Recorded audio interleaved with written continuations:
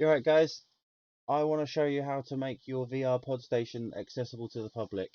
If you're having this issue as well, please continue to watch.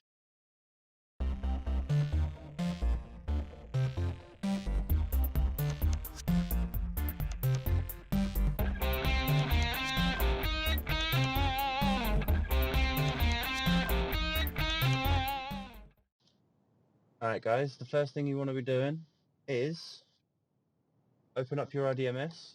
You can do this in two ways. First way is opening up tab, but the easiest way is to just press F7, which is what I do. F7, there we go. Now, take note of the core is placed under. If you've got the core placed under your organization, you want to be doing this under the organizations tab. You've got it placed if the core that you've got the surrogate pod laid on is under placed for you, you want to open up your own tab. Right, we're going to do it in my organization. We're going to go straight to tags.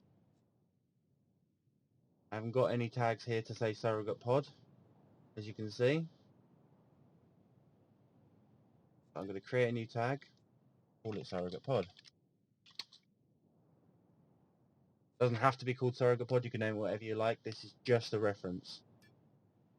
So there's my surrogate pod. We go to policies. I'm going to create a new policy. In the first section, if you want it to be publicly searched, type all, and this has to be a capital A, otherwise it won't recognize it. Make sure you add that. The second one is to connect to a surrogate pod station. You add that.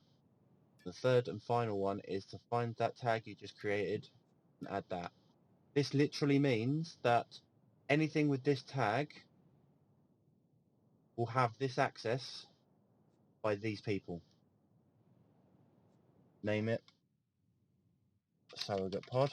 This is the big, make it easier so you can just add a tag straight to another surrogate pod at a later date if you find that you've got more than one. Save the policy. Alright, that's that part done. That's the RDMS is done. Now we're going to do this part. Activate your pod. Set the location name. That's quite important, very important. I'm going to just call it Hellraiser 1287. Alright. I'm going to go to set element rights and find that tag. Add it. Save and continue. Or save and close, it doesn't really matter. I just prefer to save and continue so I can make sure what I did. Then you want to go to advanced, refresh element rights. And if all went well, I should be able to search my pod.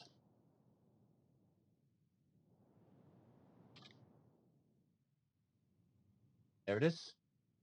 That's my pod.